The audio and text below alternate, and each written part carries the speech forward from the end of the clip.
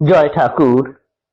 শ্রী শ্রী রামকৃষ্ণ পুঁথি প্রথম খণ্ডের অন্তর্গত পাঠশালে অধ্যয়ন, এই অধ্যায় থেকে আমাদের পাঠ চলছে। আজ পাঠ করব পৃষ্ঠা সংখ্যা 19-এর অর্ধেক অংশ থেকে 20-এর কিছু অংশ পর্যন্ত।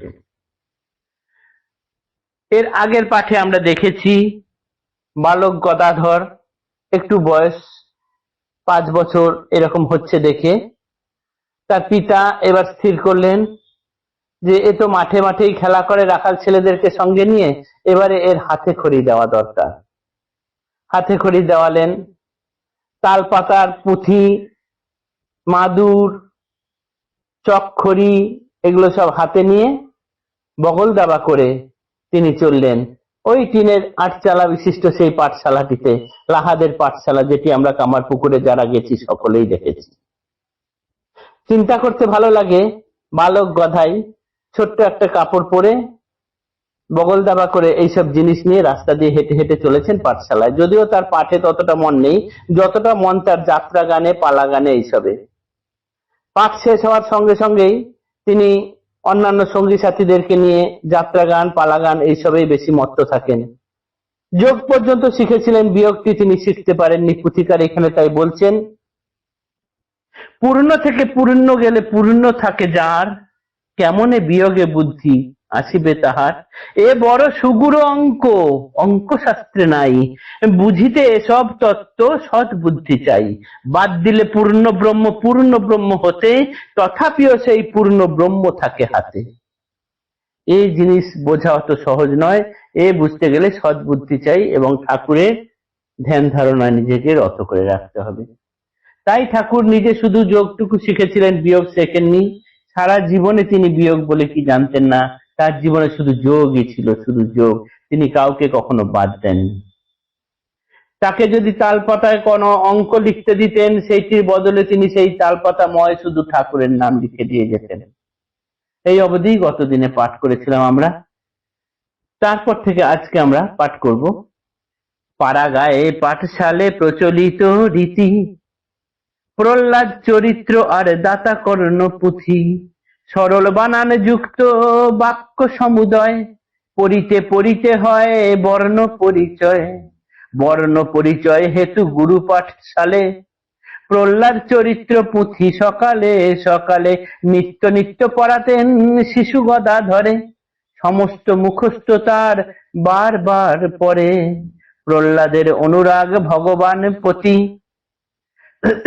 প্রহ্লাদের অনুরাগ ভগবান প্রতি, পড়িতে হইত তার বড়ই প্রীতি। সেই হেতু পুঁথি পাঠ হতো অন্য স্থানে, মধুযুগী যেতে তাতি তাহার ভবনে। পাঠশালে ছুটি হলে শিশু গদাধর, পড়েন প্রহ্লাদ কথা করিয়া আদর।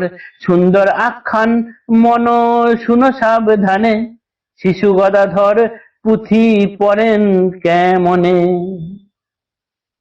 পাড়াগাঁয়ের পাঠশালায় এইটাই রীতি ছিল যে প্রহ্লাদ চরিত্র প্রথম দিকে পড়ানো হতো, কেননা এতে সরল বানান আছে এবং এইটা পড়তে পড়তেই বর্ণ পরিচয় হয়ে যেত। এই প্রহ্লাদ চরিত্রটা ঠাকুরের পড়তে খুব ভালো লাগতো এবং তাকে এটা বারবার পড়ানো হতো, ফলে সেটা তার সমস্তই মুখস্থ হয়ে গিয়েছিল।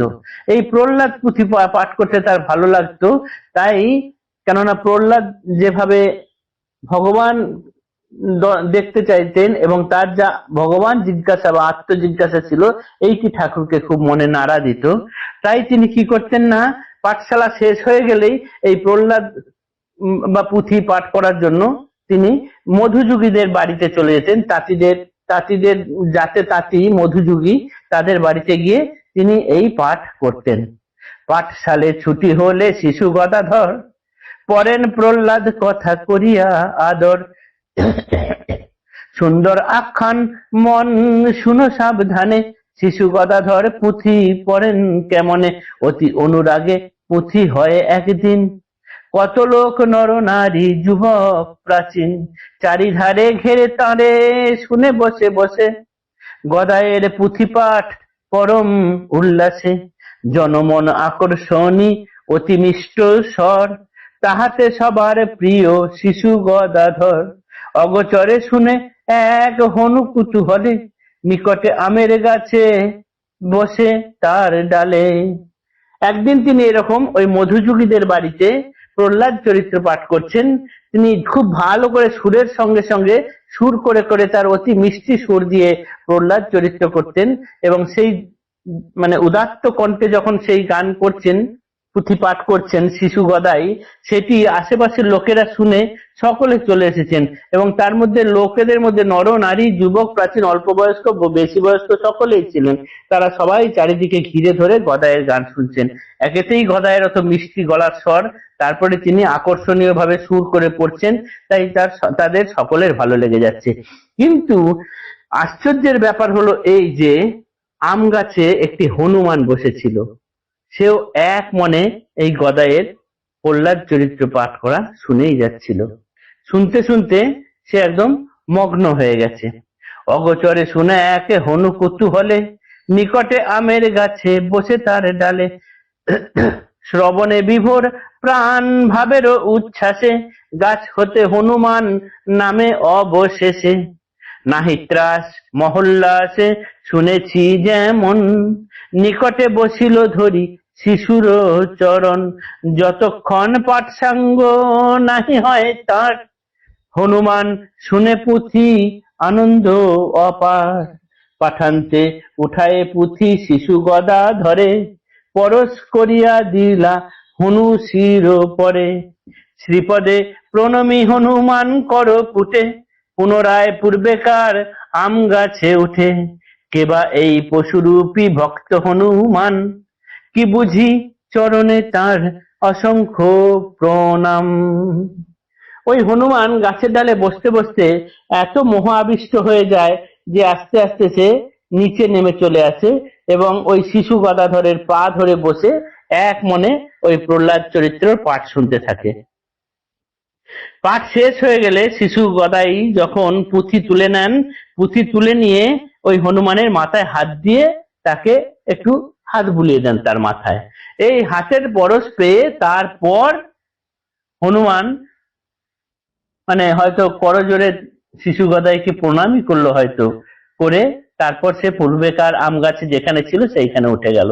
তাই পুথিকার বলছেন, কেবা এই পশুরূপী ভক্ত হনুমান কি বুঝি চরণে তার অসংখ্য প্রণাম। আমরা তো বুঝতে পারছি না এই ভক্ত হনুমান, এই যে হনুমান, তিনি কোন রূপে কিভাবে ঠাকুরের কাছে এসেছেন, তাই তাকে আমরা এখান থেকেই প্রণাম জানাই। আজকের পুঁথিপাঠ এতটুকুই থাক, আগামী দিনে পরের অংশ পাঠ করব। জয় ঠাকুর, নমস্কার।